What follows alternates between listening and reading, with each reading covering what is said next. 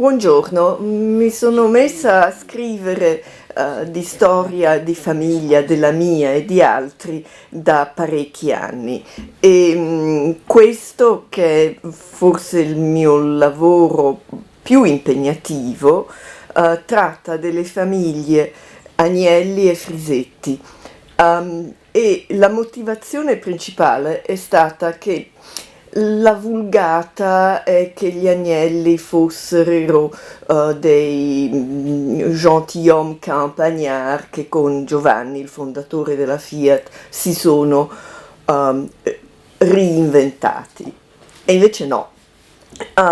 Giovanni Agnelli era figlio unico di due genitori abbienti, Edoardo Agnelli e Aniceta Frisetti, che venivano ciascuno da una famiglia profondamente radicata nel mondo commerciale, imprenditoriale e finanziario torinese. Così che quest'uomo, quando ebbe 33 anni e anche una formazione militare, ma non universitaria, come tanti fondatori di industrie italiane, aveva un trampolino dal quale lanciarsi per fondare quella che tutti conosciamo, la Fiat. Ed è stato un lungo cammino per archivi, dove tante persone, di cui due presenti, mi hanno aiutato, perché la famiglia ha poche carte. Pare che siano andate distrutte nei bombardamenti della casa che hanno a Villar Perosa, perché allora era a fianco dell'industria Riv, che aveva un ruolo militare molto importante, in quanto i cuscinetti a sfere servivano sia per i carri armati sia per gli aeroplani e le mitragliatrici. Ho trovato dei pezzi bocconi qui e là, ma il mio materiale principale viene dagli archivi di Stato, ed è dagli archivi di Stato di Torino, sia sezione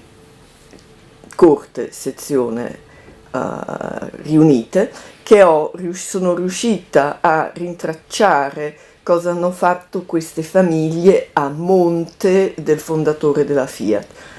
I Frisetti erano di Orbassano, sono venuti a Torino nel 1760 e si sono stabiliti a Borgodora, allora un centro proto-industriale della città, e hanno lavorato sia come operai della fucina delle canne per fare armi da fuoco leggere e soprattutto come produttori di colla per la stamperia reale, dove ottenevano il materiale primo dalle concerie che erano appunto a Borgodoro. Il padre di Aniceta si staccò da questo ambiente, si trasferò in città e divenne un importante cotoniero, sia come negoziante con un negozio in quella che ora è via Garibaldi, sia come investitore nel cotonificio Mazzonis di San Germano Chisone, quando il Mazzonis era stato il suo commesso di negozio e poi socio. Dalla famiglia Agnelli invece il primo importante imprenditore è stato il nonno del fondatore della Fiat, di cui Gustavo Mola ha già scritto nel contesto del suo bellissimo libro sulle origini della famiglia, e quest'uomo è stato droghiere, zuccheriere e banchiere negoziante di seta. Parte di queste attività non erano seriati, ma erano in parallelo, e a un certo punto ha fatto un passo indietro e ha investito sia a Villar sia a Villafranca Piemonte. Aveva una reputazione di essere un uomo prudente e accorto. Evidentemente non si è voluto lanciare in dei grossi investimenti come hanno fatto i cugini Chiarini, che avevano una banca, o il suo ex socio Pellisseri, che pure ha avuto una banca, e sono andati tutti e due a gambe per aria, mentre lui con la sua prudenza ha passato ai due figli che sopravvivevano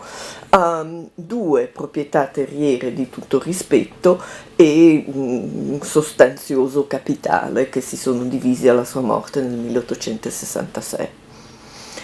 E io mi fermerei qui.